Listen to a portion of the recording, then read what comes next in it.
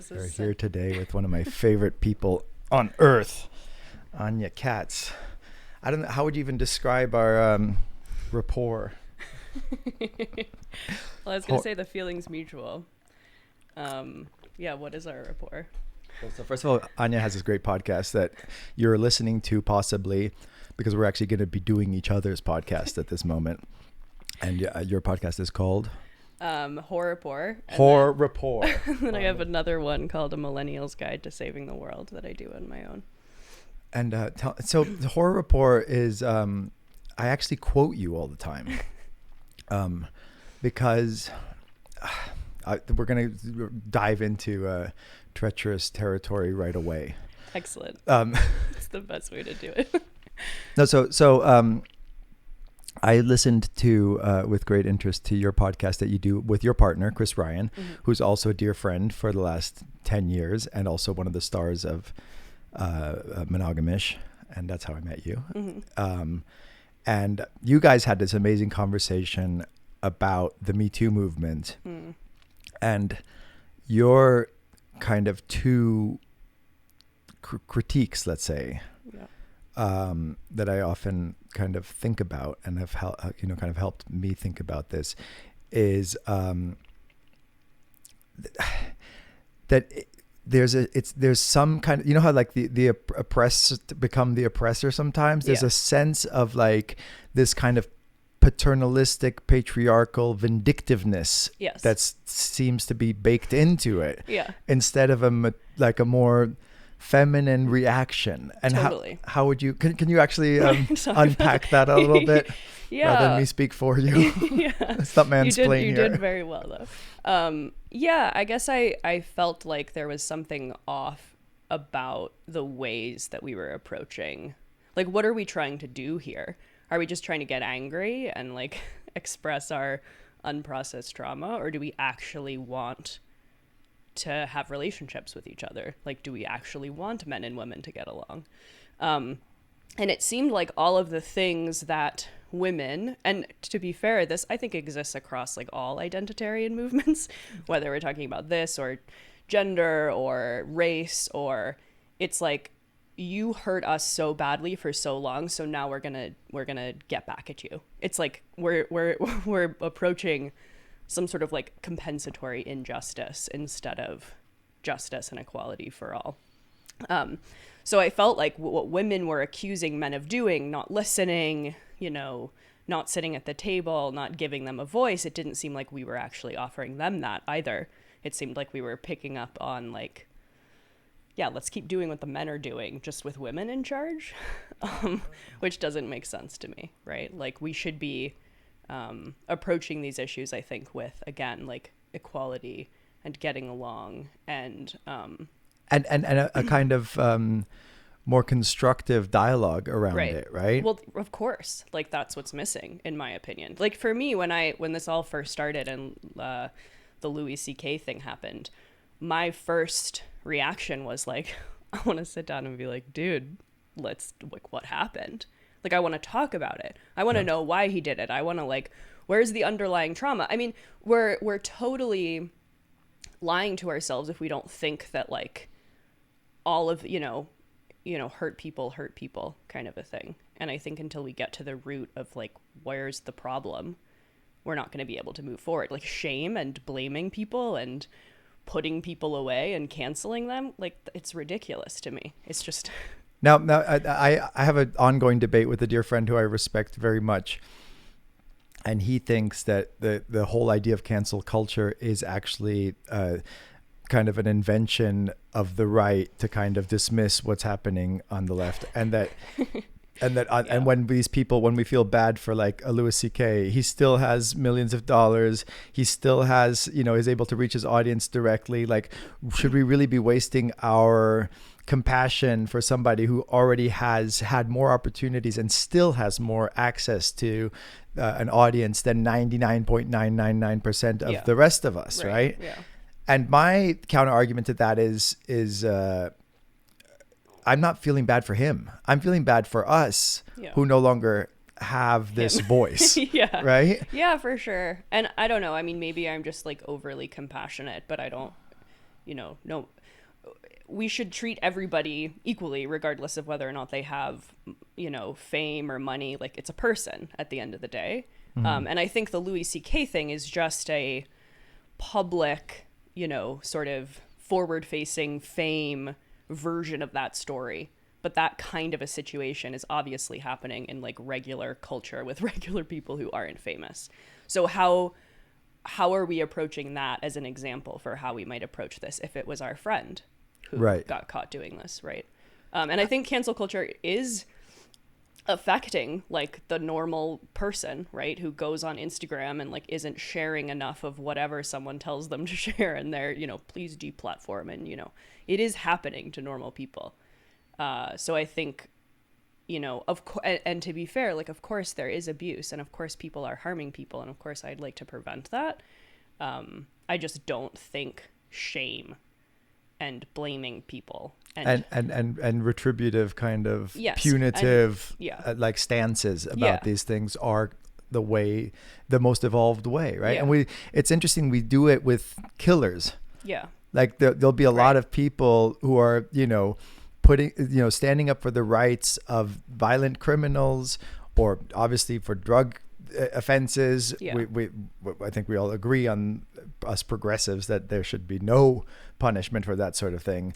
But I think even in cases of violent criminals, there seems to be sometimes more compassion for and a more kind of expansive view of like the causes of that behavior and all this kind of stuff. And then as soon as it gets to something sexual, it seems to be this like throw away the key, lock them up, and there no longer is that more evolved kind of stance from people who are proclaimed progressives, right? And I think a big cause of all of this to begin with is sexual repression.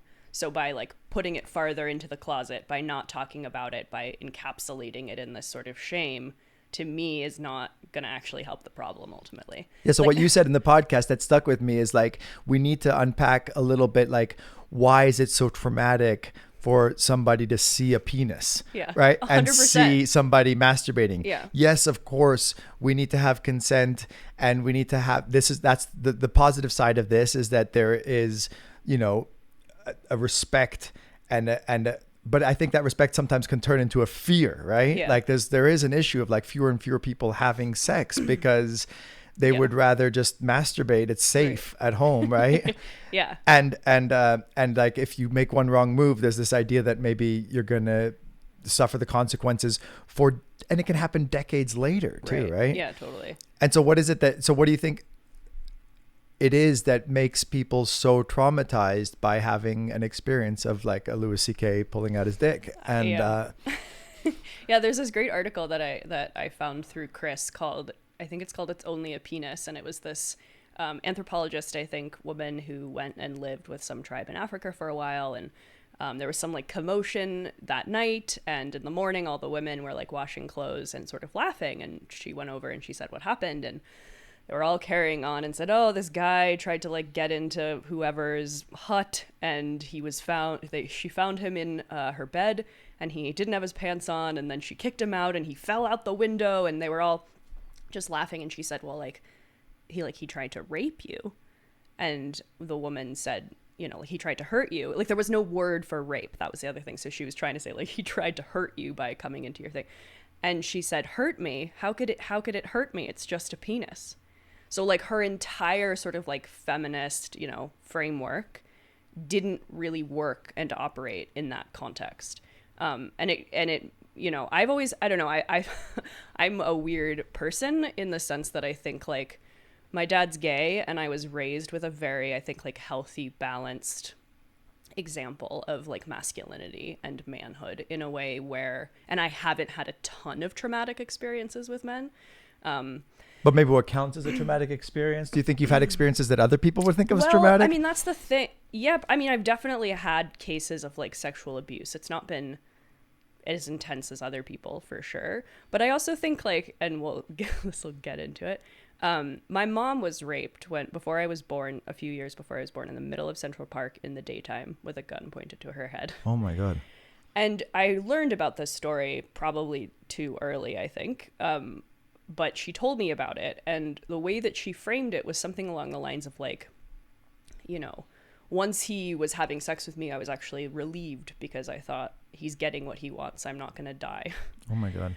And she'd done a lot of therapy and a lot of like work through this. And I think at a young age, because of that, and maybe because my family in general was just pretty open about sex, like there wasn't a lot of sexual shame, that I think I just sort of understood like maybe male desire in a way that other people didn't. Like I normalized it in a way, which I think was ultimately healthy. Like people want to have sex with each other. Like the whole world is based on that pretty much.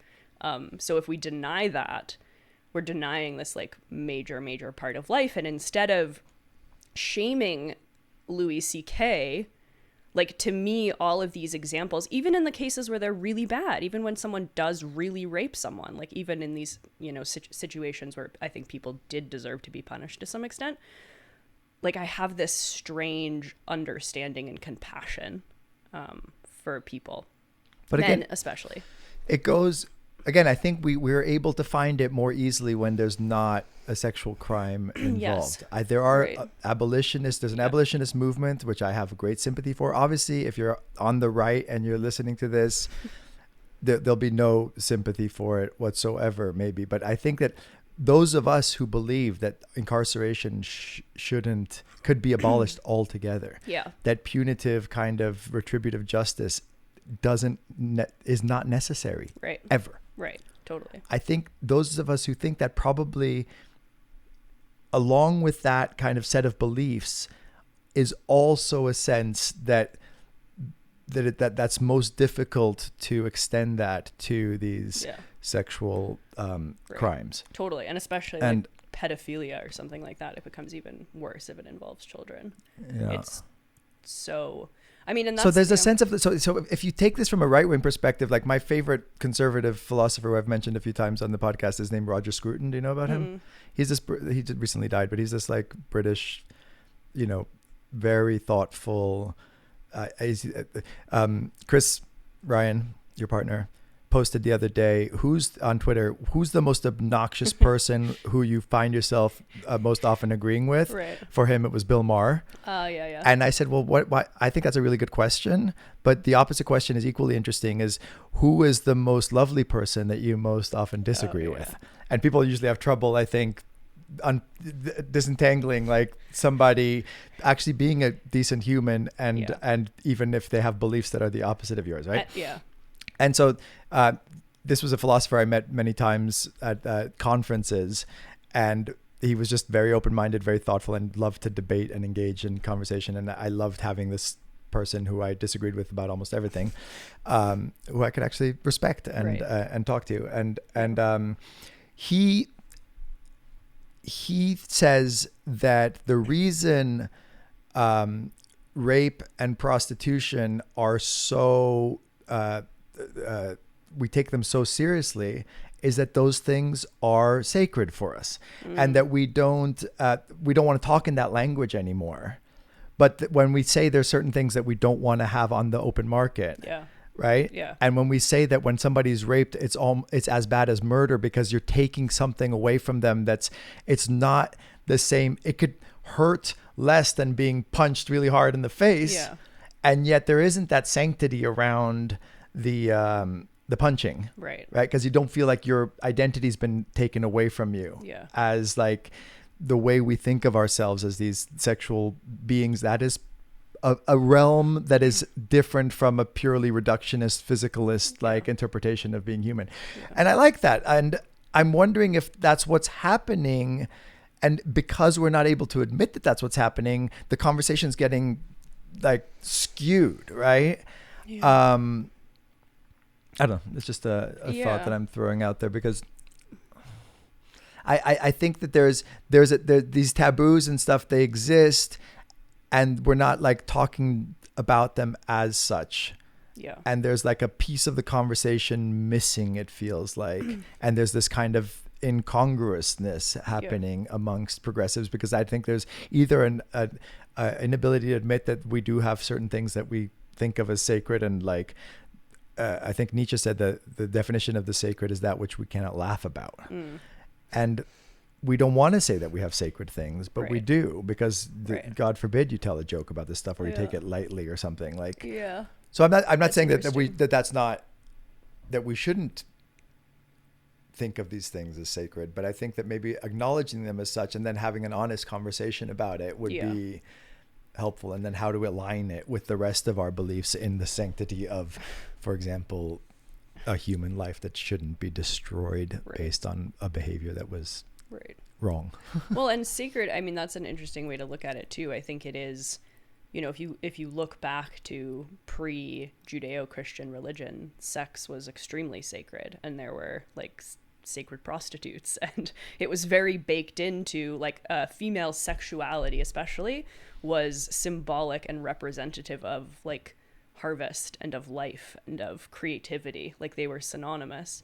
And then we tried to separate sex from religion, which I think is really unnatural. And I think we're all confused because, again, like sex is so primary and should be so integrated into our lives, but it isn't. And yet we can't make it go away.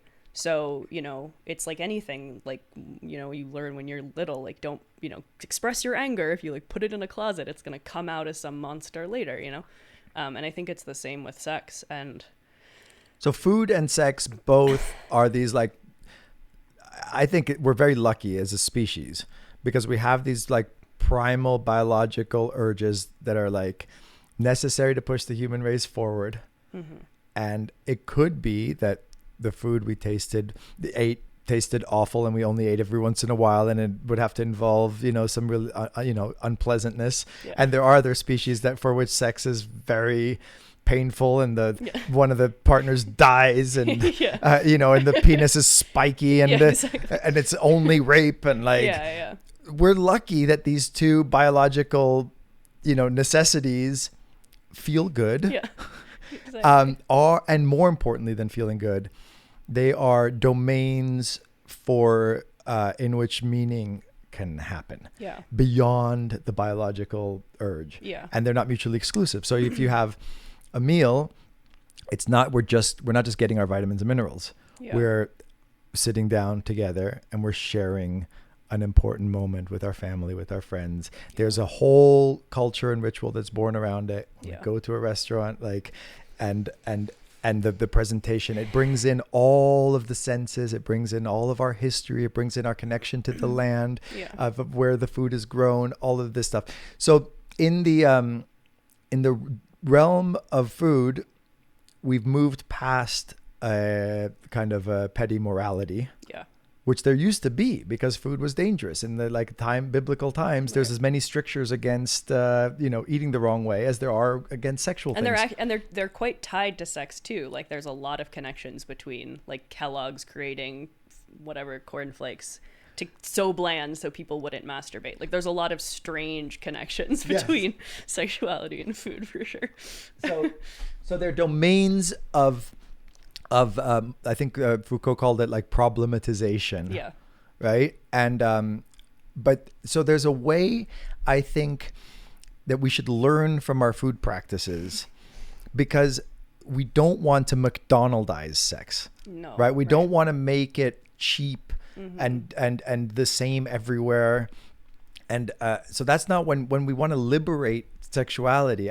We have to be careful not to go to think of that as trivializing. Right. But we have this great example in food that you can have it 3 times a day. You don't have to feel guilty that you're eating. You can have it be plentiful and abundant and free from shame. And free from punishment and all of these things, and still aware that it's possible to abuse it, and it's possible to it can become like a drug.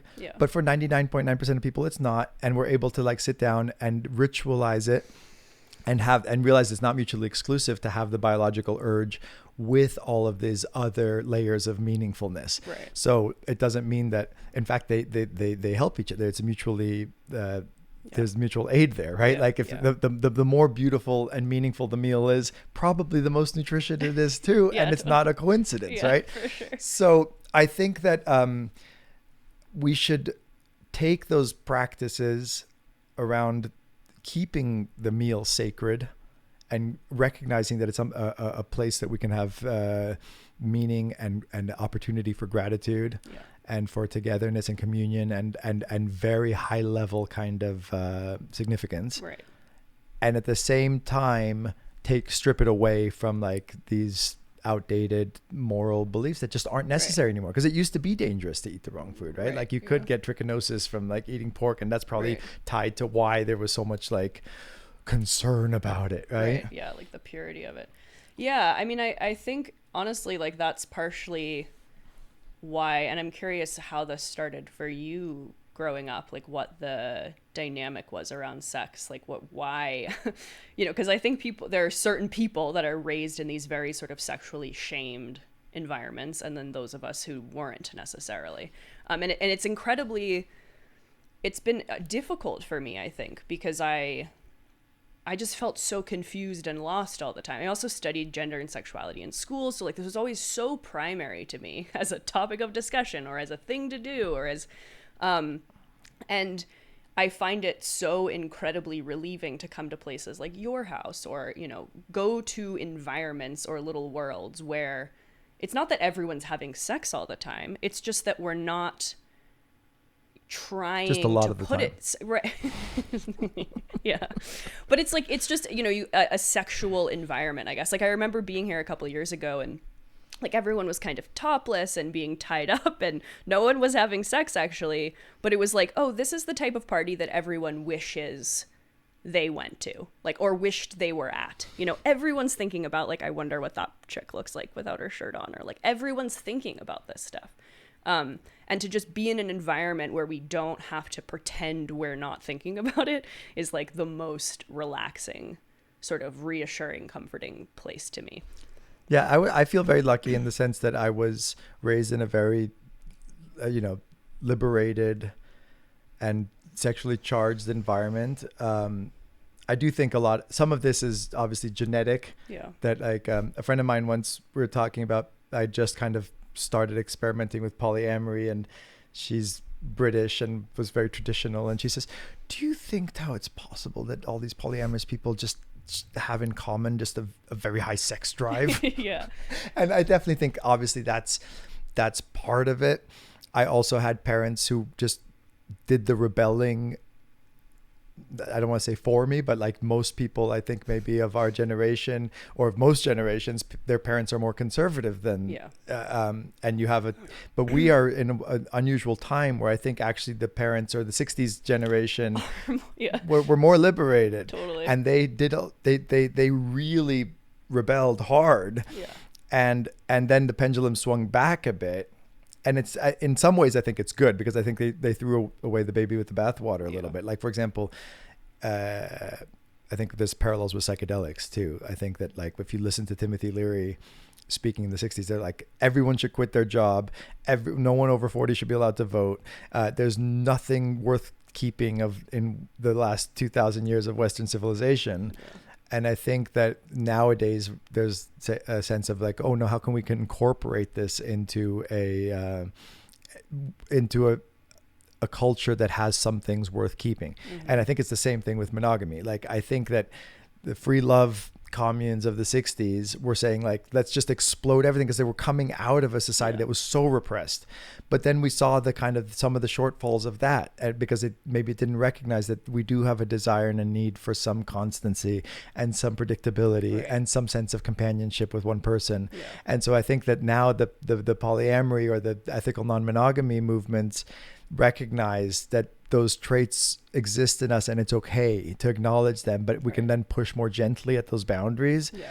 And and I think I explore a lot of this in my film Monogamish. Like in my family, some of the kids, my grandfather had several kids around the same time I was born, so I have uncles and aunts that are my age, and there was a sense a little bit amongst some of us that life was a little too unpredictable and a little too wild, and a little, that especially children maybe want some sense of predictability and some sense of normalcy, for lack of a better word. Yeah. And and I grew up kind of a little bit fearful of rebellion and wanting to kind of impose some sort of order. And that's why I was kind of nerdy and a bookworm and like into being a good student. Neither of my parents went to finished high school even, and I took pride in the fact that I showed up and did my homework and did well in school, and I didn't try drugs until much later in life than most people, like in my late 20s, early 30s. And I started to realize, okay, now I have the foundation, and I also tended towards long monogamous relationships. Right. I was married for almost 10 years monogamously. I had like the same girlfriend all through high school and college. So I was quite square, actually, to be honest. Like I was even a Republican in the 6th grade. Confession. I had my hair parted. Yeah, just in the 6th grade. Because my mom had a boyfriend who was a stockbroker, and I thought I wanted to be a businessman, and I had glasses and my hair parted on the side like George Bush Sr. and like. It didn't last very long. No, but it lasted longer than you would imagine. Like I was kind of pushed towards a more rebellious stance from music. And skateboarding, like those are two like little like passions I had as a teenager that then showed me like, oh wait, I do have this side of me that's also maybe a little less conformist. Right. Yeah. Have you seen the movie The Conformist? Mm-mm. Oh, it's one of the great films of all time. Bernardo Bertolucci is one of his first masterpieces, and there's this kind of tie between sexual repression and fascism, and which I think is worth thinking about. Yeah, that repression leads to this desire for a false sense of security that comes from a kind of surface level imposition of structure, right? Yeah, and I think I craved that as a child. Like I wanted things to have structure and to have predictability. And I think that the unconscious push between the unconscious conflict between right and left is a need for hierarchy versus a desire to like create a less boundary defined world, right? Yeah, and it's very, I did it too. And even though I grew up in a sort of unconventional family, I would often talk about the sort of life I wanted to lead or the sort of relationship I wanted to be in. And the reaction I would get all the time was like, good luck with that. Like, sounds great. Like, I want to have this close, intimate partnership, and I want it to be open, and I want like the openness to like add to the intimacy of that, and I want to live in this world, basically. And it was just like a bunch of people like, it sounds great, but it's never going to happen. And for some reason, I guess that was loud enough that I listened to it. And I also like started working in marketing and like got married and was living in San Diego and like bought a house. And that it was ended in a total crisis. But I didn't know where to go. Like I didn't know where to put myself, basically. I just thought like, maybe I'm just one of the very few people who's like this. And I so want to this being like how? Well, I don't know. It's hard to describe. Just completely unconventional. Like I go, me in the conventional world has always felt very strange. Like whether that's the types of relationships, the types of schedules, jobs, like where people shop, what they're shopping for. The whole thing is like malls, like all of it was always very foreign to me. And I had to sort of fit myself into it. And the life I wanted to be living was like out in nature somewhere and happy and half naked in a pool or, just like. And now you're living this. And now I'm doing it finally. But it took me, it's crazy to me because I always knew I wanted it. It wasn't like I discovered later on in life that this is who I was. I've always known. I just didn't know how to create that life for myself. And I think also I met the person I married when I was 22. And I think we got married when I was like 25. So I just didn't have a lot of experience. And yeah, I it took a long time for me to finally be like, actually, that life could exist. I could do that, actually. There are people. And I think part of that was actually finding Chris's podcast. Which is called Tangentially Speaking. Yeah. And the 3 best episodes, of course, are with me. They are good. But, yeah. no, Chris is the one who inspired.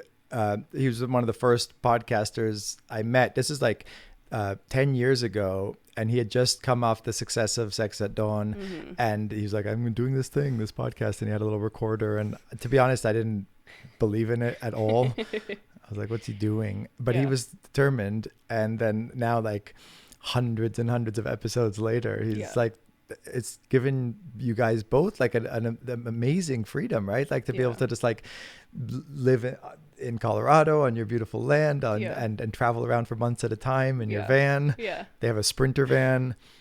I think this, have I told you my Freudian interpretation of why we love our trailers and RVs? So, Esther Perel talks about how we have conflicting desires and needs that we try and get from the same person, right? Yeah, so on one hand, we want safety and security and predictability. On the other hand, we want, eroticism and danger and the unknown and adventure. And one of the main problems of contemporary relationships is that we think that if one person can't fulfill all of those things, then there's something wrong with them, or there's something wrong with us, or something wrong with the relationship. Yeah. And this is a good case for like allowing a little bit more openness. But my theory is that while we can't have both those things in a human, we can have them in an RV. Because on the one hand, it's this like phallic projectile, missile going out into the world, and it's like finding always new things, and then inside you have this womb-like, predictable, safe, and always the same environment. Yeah, people are always surprised when we like go and park in someone's driveway. They're like, oh, we made up the bed and the room for you, and we're like, actually, no, like, thank you, but no, like, this is our home. This is literally where we live. Why would we not sleep in our bedroom? It's a Sprinter van from how old is the Sprinter van? I don't know, I think 2012 maybe. It's really cool. And they call it Vanthropology, right? Yeah. Scarlett Johansson. Yeah. So there, just to set the scene here, we're on my little compound in Joshua Tree, and Chris and Anya, I haven't seen them since COVID, but they're, 2 of my dearest friends, and when they come, it's wonderful because they're like turtles. They have their house on their back. I don't have to worry about hosting, right? Or making beds or anything. And it's just a wonderful way to be, like just to have this kind of nomadism and really kind of walking the walk when it comes to living a more liberated life. I think you guys are just really, really set an amazing example. It's not theoretical. Let's put it that way. Yeah. It's so crazy to hear you say that too, because I feel like so much of what I'm doing or wanted to do was like inspired by you too. Like I heard. How so? Well, I don't know. I heard your episode on Chris's podcast, one of them at least, early on. And I remember when I was like coming up, creating the podcast, which took a while for me to like figure out what I was trying to do and what I wanted to say. And this isn't Horror Report, this is the other podcast, but I had a list of like the guests I wanted to have, and some of them were like totally probably impossible to get. But you were in that top, there were like five. It was like you and Gabor Mate or something. And yeah, I think when I heard the podcast episode with you, and I sort of saw photographs and maybe followed you on Instagram and saw what you were creating here, it was like, oh, that's exactly the energy or the thing that I've been trying to figure out how to create, right? Like, and I think a lot of it is, and people do this with non-monogamy too, I did, where you understand the ideology or you understand it theoretically, but it's like, how do I put this into practice? Like, how do I actually create this?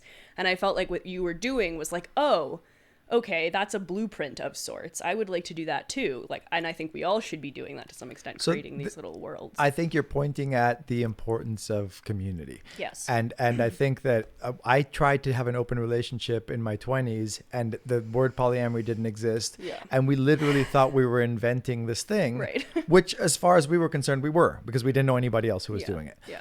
And there was nothing to fall back on when there was issues. Right. And we had to just like be inventing it from scratch at every turn. And I think that is very difficult.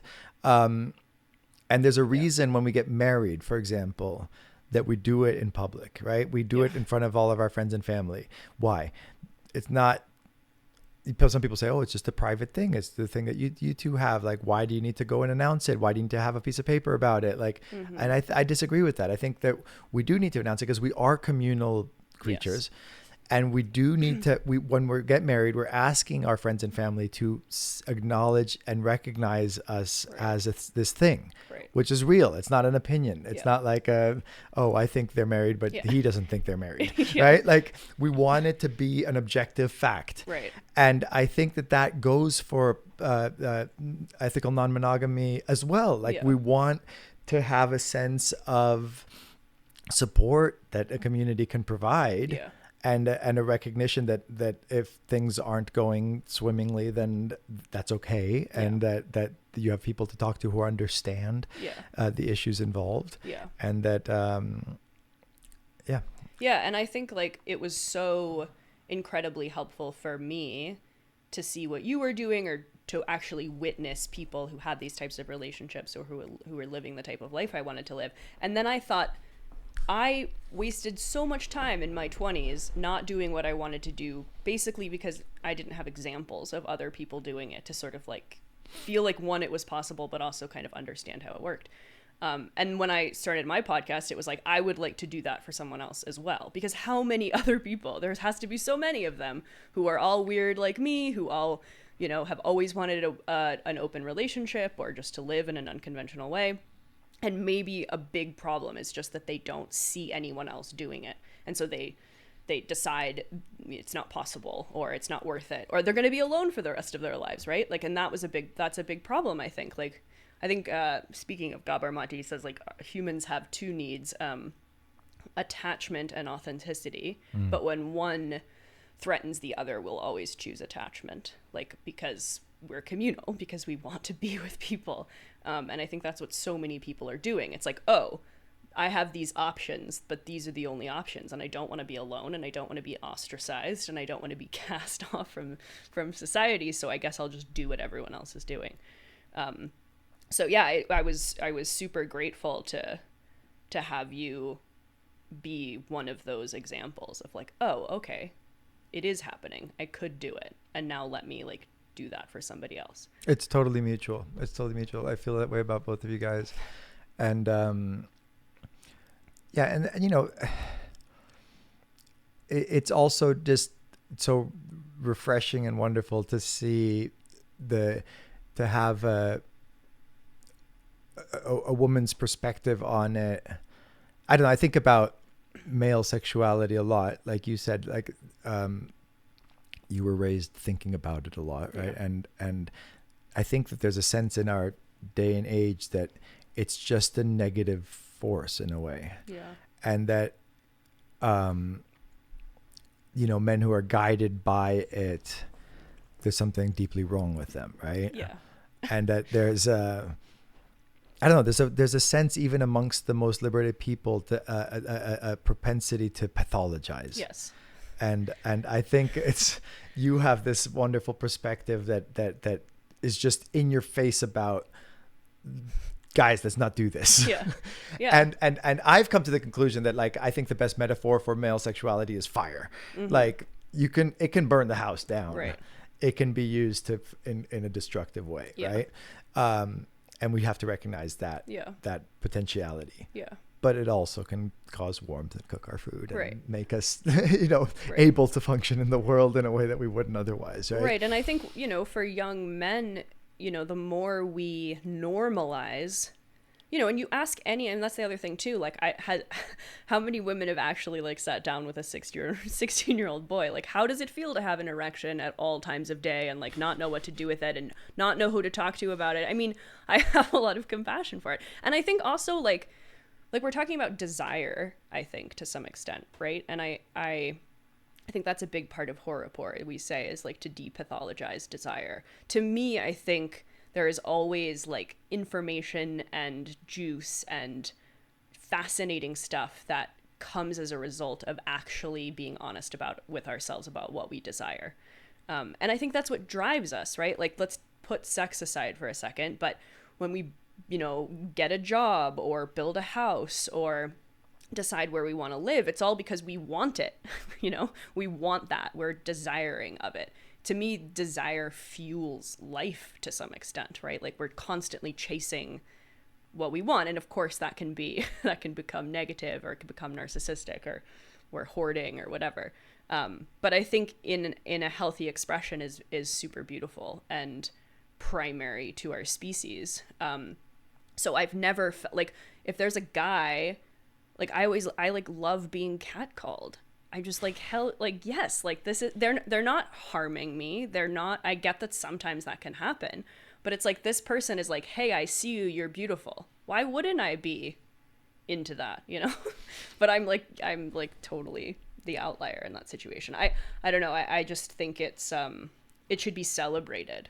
There was a famous clip on YouTube of a woman, like dressed kind of not that provocatively, but she had just like a very small waist, and she's wearing these black jeans. Have you seen this? In this like white t-shirt, and she had someone secretly follow her and then just show like what she had to go through all day long. She's walking around New York, and everyone is like, woo, damn girl, like all like everywhere she walks in every neighborhood, the cat calls, the whistles, the turning and everything like that.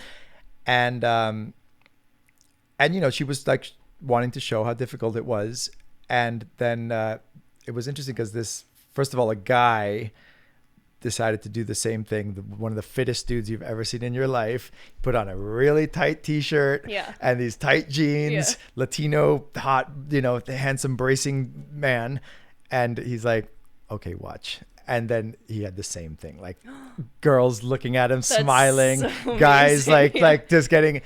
And then a lot of the comments that were critical were like, okay, first of all, there's a uncomfortable kind of racial and class thing going on here, because she was obviously kind of wealthy and like walking around neighborhoods that were much less well off than she was. And there was like an implicit bias against, minority cultures and poorer cultures that are maybe have a little bit less PC attitudes about these things. They do. But also they have a recognition that there's like this is a pleasure that's free, right? That we can all have. Looking at somebody who's beautiful, like, are we really going to take that away from people and criticize and say that you're somehow morally reprehensible because you appreciate somebody attractive walking by? Again, there are attitudes that can be, but I don't know, this whole thing of like not feeling safe. I had an interaction that was, again, people are going to think I'm crazy for announcing this all the time, but I don't lock my doors. I have no locks on any of my trailers here. And I've had over 2,000 guests here. I never had even a pen go missing. Yeah. And I just they handed me the key to the house when I bought it. That's the first and the last time I saw it. And it's just also, it's a natural disposition I have. Yeah. And I'm sure it goes hand in hand with openness and a lot of these other things we've talked about. Yeah. But I just have never locked my car door. I leave my key in the ignition. Like it doesn't matter what neighborhood I'm in. Yeah. And I've never had shit go missing. In fact, the only time that I used to argue with my ex-wife about this, and I remember once she convinced me to lock the door, and I left the tripod in the back seat of her car, and someone broke the window and stole the tripod, and the window fixing was way more expensive than the tripod. And I was like, look, if we'd left the door open, they would just open the door. Told you so moment, yeah. They could have just opened the door and just grabbed the tripod, right? Right. Anyway, so the other day, I had a really unpleasant interaction with somebody who was a guest who had not been here before. And she was, of course, from San Francisco. And she said, I don't feel safe coming down. And you should have made it more obvious in the listing that there's no keys and there's no way of locking so I started trying to accommodate her and say, look, but there's this immediate thing of like, I don't feel safe, which is a thing that that you hear a lot these days, and I think is rightly criticized. Yeah. In the coddling of the American mind, or whatever it was, that book that Jonathan Chait. Yeah. So this got off to a bad start. This not feeling safe, and it got a little contentious. But I was trying to figure out a way to accommodate. But I was also maybe being a little defensive. I was like, look, I've been here for 5 years. I've had thousands of guests. I will personally guarantee your stuff. Right. If anything goes missing, it's on me. Yeah. That didn't help. And finally, I was like, okay, because she wanted a full refund. She wanted to cancel the reservation. So then I said, okay, there'll be a lock on your door by the time you get here. I'm going to call a locksmith and like have a lock installed. And then she was like, well, now I just don't feel comfortable coming down after we've had this interaction. And I was like, it has nothing to do with that really at the end of the day, you know? Well, no, so it had turned, the fact that there had been like a confrontation between us made, now there was a new problem, right? So, so then I was like, okay, I'm going to, that you could respond by getting confrontational, or you can just be as open and loving and accommodating as you possibly can. Yeah. So then she asked for a video of the scene with the bathroom and how do you get from the trailer to the bathroom and everything. And I was like, I decided, okay, I'm going to just humor this 100%. And I decided to make these videos from a really loving and vulnerable place of like, this is how I live. Yeah. And it's okay. Yeah. You're going to be okay. Yeah. And it was lovely. Like she apologized. She was like, wow. I'm really sorry. I'm thinking the worst. Like this seems lovely. It seems amazing. At the end she had to cancel for some reason. I wonder if that like wasn't part of the motivating thing for all this to begin with. Oh wow. Yeah, totally. Anyway, this is a long story to say. I think a lot of political perspectives are kind of deeply dispositional. Mm-hmm. And some people have dispositions that are more just naturally open and wanting to break down barriers. And some people will want, and you can find examples to justify whatever your perspective is. And you're never going to be able to convince somebody by examples. Yeah. Because just the fact that I haven't been robbed or killed so far. Right. Yeah. I remember I said, what are you more concerned about? Like locking the door from the outside so your stuff is safe, or being able to lock the door from the inside when you're in? Right. And she was like, I'm so baffled right now. You mean I can't lock it even when I'm in there? I was like, I'm sorry. Like it literally is a non-issue. And that seems crazy to some people who live in constant fear of needing to have walls, right? Yeah, I mean, and I get frustrated sometimes because there's that like common assumption or agreement that apparently all women have made. Like, you don't understand what it's like to like walk to your car in a city at the end of the night and you're just constantly like, you have to hold your key in your hand because you're just constantly worried that someone's gonna like rape or murder you. I was like, I've never had that experience. So that's fine that you have, but that's your personal, contextual, subjective experience. And I have a different one. And the fact that I have a different one I'm not saying your perspective or opinion is wrong. I'm just trying to say that you're one human and there's a lot of other humans with lots of other opinions and experiences. And I'm not gonna be pulled into that. Like, I'm not gonna be pulled into the camp of being afraid just because someone else is, and I just don't experience that. I move through the world, and if I was raped, okay, like, but I'm certainly not going to live my entire life like anticipating my rape. Like, what the hell? What kind of a life is that? I had a guest the other day from Oakland who was an abolitionist,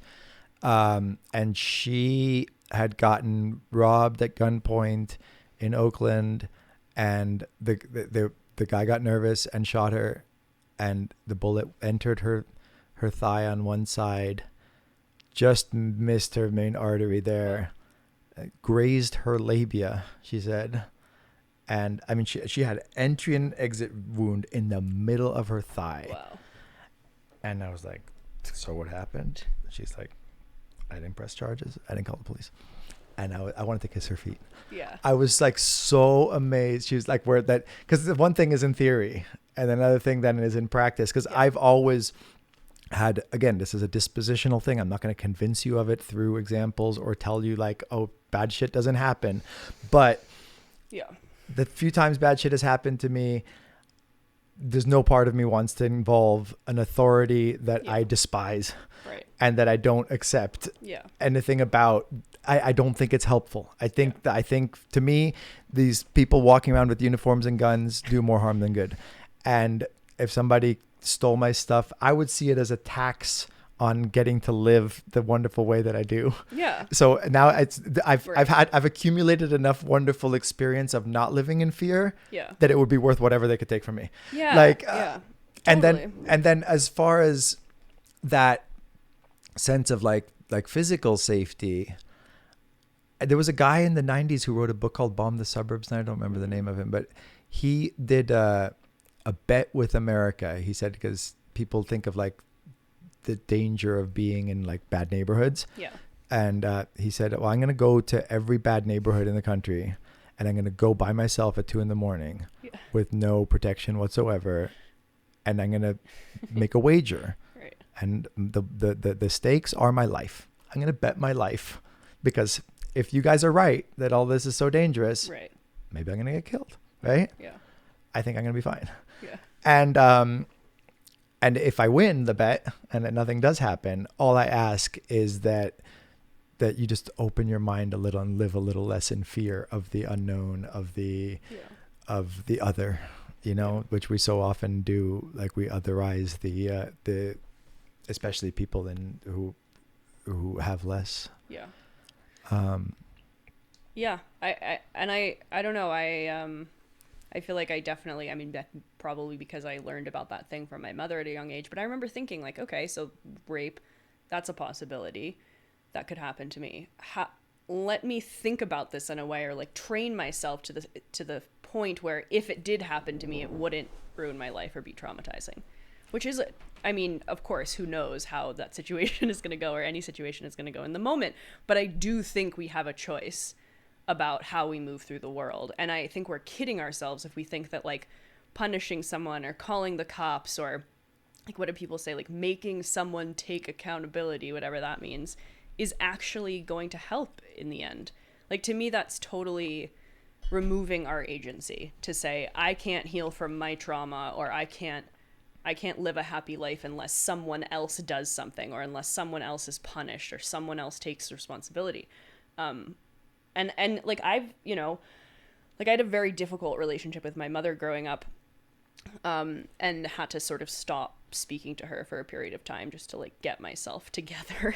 And we have a relationship now, but I feel like I learned a lot through that, of like coming to terms with, what I had experienced, going through the part where I was super angry and like, how could you do this to me? And you hurt me in all these ways when I was a kid, and like, okay. And then I got to the place of like, that's not ultimately going to help me to just be angry with her forever and force her to take responsibility for something. I can grieve and I can process all of this, and I can heal and I can grow up without that. I don't need someone else to tell me, you were right. Like I say something all the time where like we can accept responsibility without taking the blame for something. Mm-hmm. And I think people have a really hard time with that.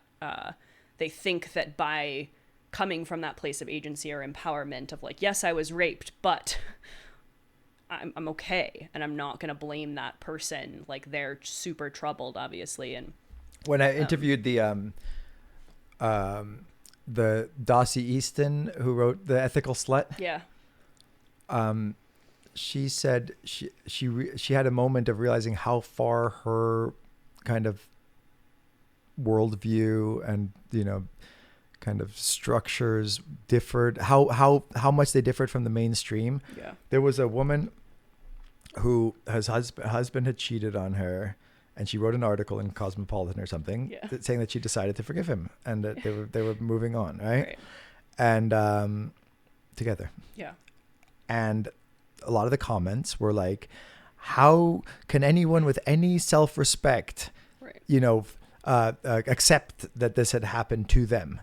And she said, I just literally could not comprehend what someone's self-respect has to do with what somebody else happened to do on their free time. Right. And that how somehow forgiving somebody gives you less sense of agency and power. Totally. Yeah. And she just said it just didn't compute for her. And she said, I realized that there's this chasm between mine and the mainstream perspective on these issues. Right. And so I don't want to, going into the rape dialogue, I don't feel like it's my place to opine on this. I'm not a woman. Of course, men are raped a lot in prison. Yeah. I think, and it does happen. There are, we can be victims of it as well. But I think in the realm of these other things like infidelity, that's a little less fraught. But we can like discuss the philosophical underpinnings of it, of like how do we empower ourselves from a kind of attitude of forgiveness, of dialogue, and I think I made a mistake early on, and I don't know, we can discuss this. Do you think that it's right to divide it between like a feminine and a masculine attitudinal, or is that a little retrograde? It is to, I mean, it is to me, because to me, I'm not talking about gender specifically. I'm just talking about like energetic qualities that can exist outside of a human. Good, right? good. Yeah. So I think, for me, I find that terminology actually super helpful. And of course, we as people contain both of those energies within us. But I mean, for me growing up, like I as I think many of us we were only taught about masculine forms of value and power. And so we think in order to have value and power in society, we have to take on these sort of like ownership, domination, these like more sort of masculine, protection, like all these women going back to the workplace as a way of empowerment. Is that what we want to do? Or is there some sort of feminine version of power and value that we've lost along the way? Of course we have, right? Like, of course we have. And it's very difficult to practice. Like, to me, I think vulnerability, for example, is very feminine. I think trust is very feminine. I think relinquishing control is a very sort of feminine characteristic. But how do we do that in a society that so easily can take advantage of that? So it's like, how can I find places in the world now with people in certain environments where I can do that safely, where I can sort of practice and honor and remind myself and others that there are these other forms of value and power that we've lost along the way. And I think that's the way, reminding ourselves of that, like, if there's going to be some sort of revolution against the patriarchy, it should be sort of like matriarchal and feminine in nature, in my opinion. It shouldn't be the same medicine that we've been taking this whole time. So what does it look like? Can you unpack that a little bit more? Like, in these realms that we're talking about, like of the Me Too movement, of cancel culture, insofar as it exists, I accept that, maybe some of it is exaggerated, but what do you think is the alternative? Like, can you give some examples of like how you would approach in this more? Yeah, well, and I think it's very difficult to do any of this because we are so far removed from our natural human environments, right? Like, we should be living in a community of 100 people, in which case someone does something badly, that person well, so you can engage with them about it. They're not some like random actor on a screen or some random person on social media who you can't communicate with. So I think part of to me, the biggest revolution is to get back to that environment so that we can engage with each other in more productive ways. I'm not sure how I can necessarily say that this like widespread cultural Me Too movement could be different because like the premise is entirely wrong to begin with, right? Like the fact that we're canceling a celebrity for doing something, we don't know them, we weren't there, like the whole thing is messed up from the beginning. Like it doesn't make any sense. So I think you have to just like tear the whole thing down to begin with. And again, if we were living in these smaller communities, and just like getting back to the land and actually loving each other and being happy and pursuing pleasure and desire without guilt or shame. And I don't think these problems would happen in the first place, to even have to solve, because they're all, to me, so much of it is as a result of the fact that we're not living the way that we should be living. Very good. Across the board. Do you think about anarchism? Yes. Do you consider yourself an anarchist? Maybe. I do not I don't understand how things will change without something like that. Like, I do feel like.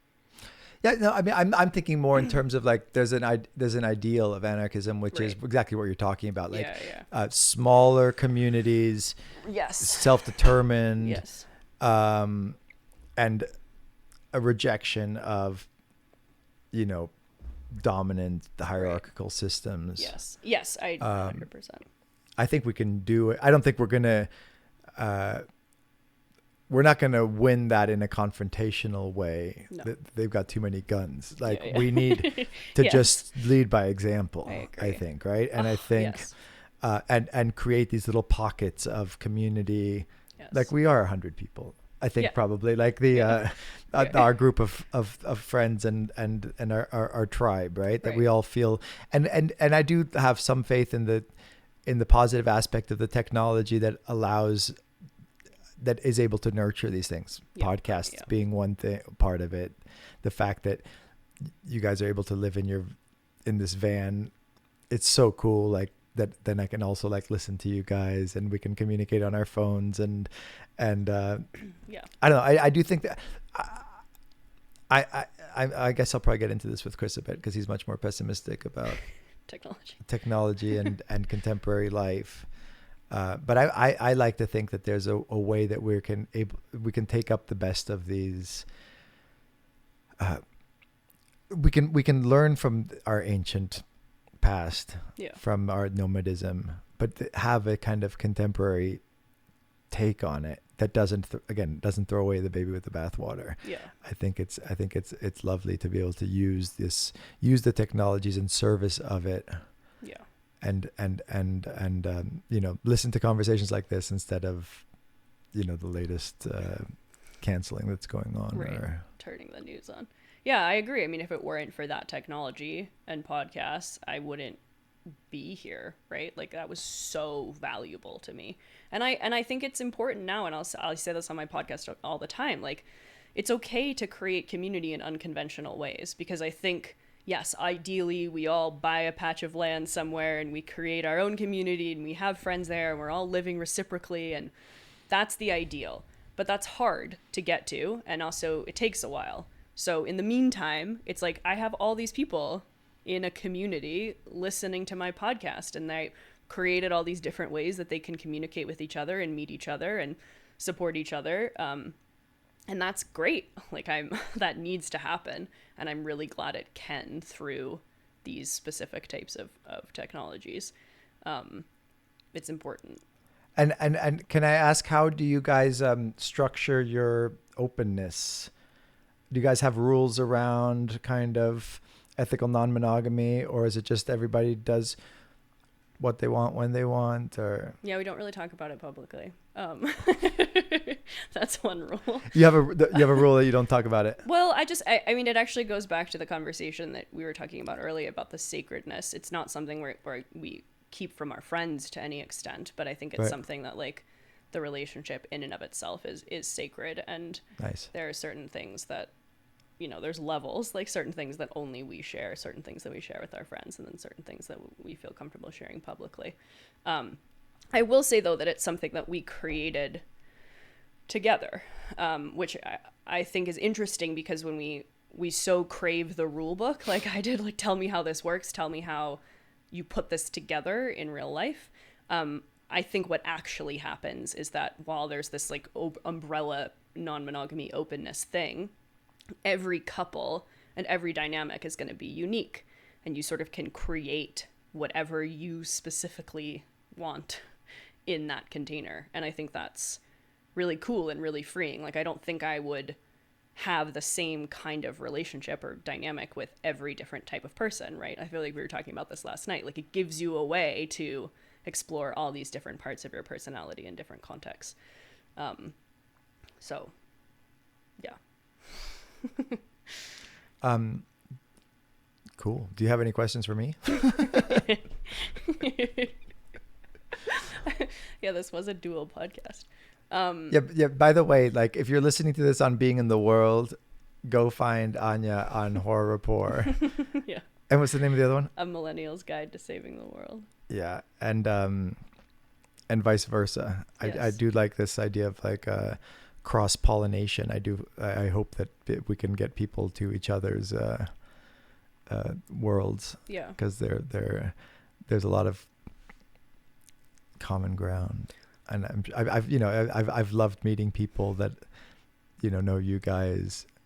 There is the sense of this kind of expansive tribe that I love, that they're people who are searching, that are breaking down boundaries in a thoughtful way, that are kind of celebrating what it is to be human and all the joys that are available to us if we're willing to kind of thoughtfully question and push at the unspoken rules.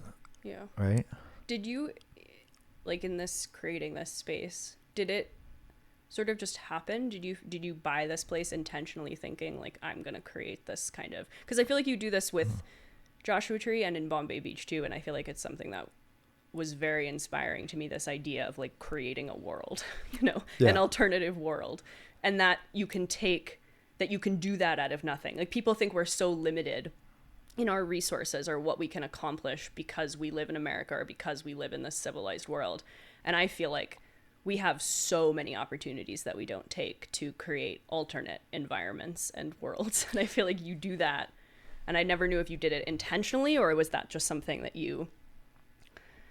It's a good question. Like, I don't know how much I believe in intention being even possible. I mean, it's like we have this dialogue with ourselves and with the world that's always unfolding. Yeah. I've thought of myself lately as like, because I've identified less and less as a filmmaker.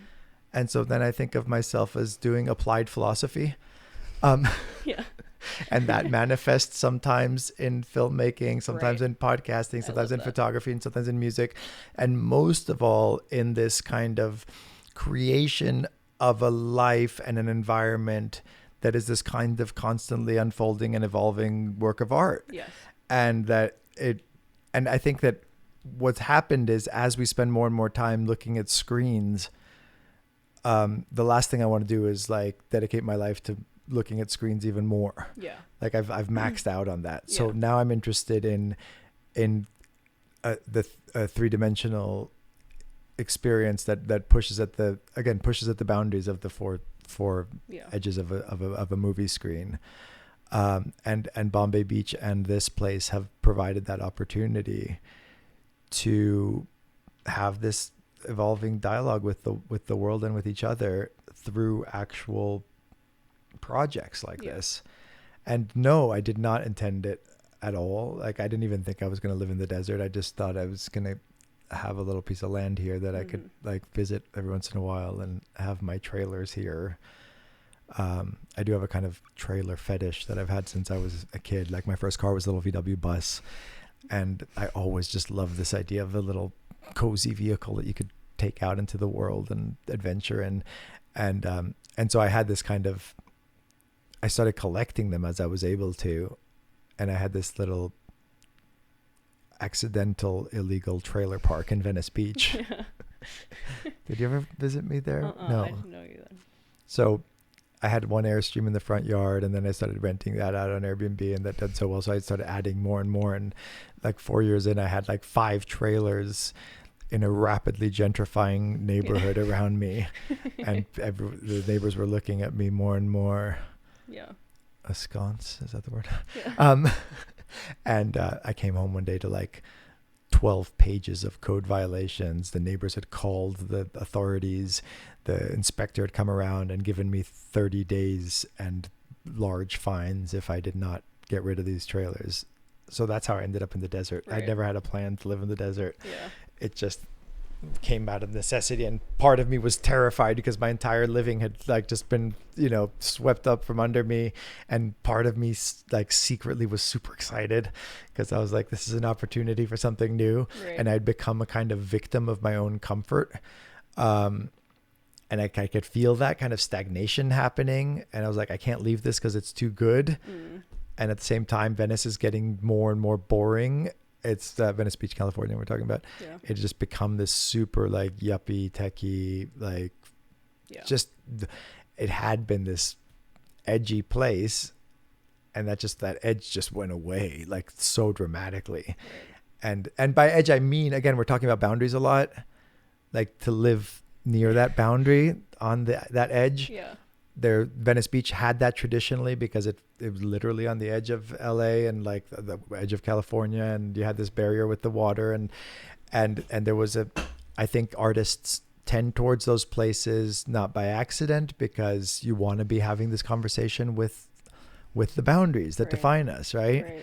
And there's a great example in Being in the World, my film, where one of the philosophers talks about the fact that in the 80s, like the German soccer team that had been very dominant in the World Cup, the Brazilian team figured out that they had this very subtle fear of the boundaries, and that they could, like, because Germans are so boundary defined, that they could manipulate that fear that the Germans had by playing very close to the edge. Right. And they were able to beat the German team by taking advantage of this vulnerability. Yeah.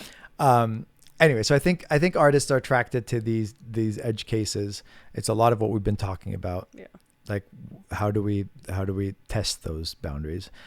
And so the desert for me is that now. Like the desert feels like what Venice Beach used to feel like 20 years ago, 30 years ago. Right. And it feels like there's people exploring new ways of life, new senses of community. And there's an excitement, a palpable kind of feeling of like new interesting people keep coming here. Mm-hmm. And what happened in Venice, like there was that sense for a while. And then afterwards it was like, oh, you're moving here? And it was like a little kind of strange and wrong feeling. And then it was like, oh, wait, you're moving away? Yeah. You can't afford it anymore. That sucks. Like, and then like 5-10 really interesting people that I knew moved away, and 5-10 like, you know, slightly boring people moved in their stead. Yeah. And unfortunately that you know, I think a city, like, I'm sure this happened all the time in Soho and different places, like the city can withstand a lot of abuse and change without its essence changing. The desert is much more fragile, and I worry that like just a couple of the wrong people and attitudes, and like some people coming to exploit this sense is a real danger.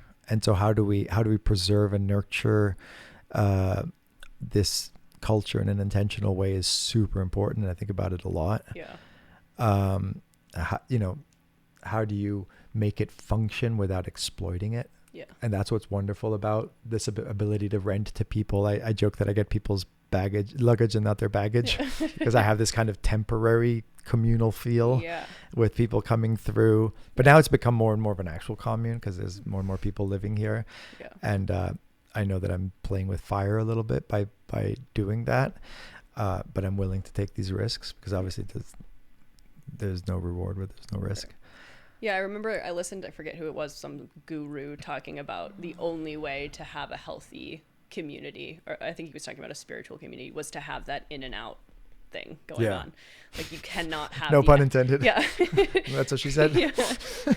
Like there has to be movement. But yeah, I love what you said too about applied philosophy, because I think that's exactly like I feel like, again, maybe this is overly simplistic, but like the world is made up of belief systems and thoughts, and then whatever we do with them. And if more of us can apply our values and our desires into like this tangible world that we live in, that we'd be a lot better off.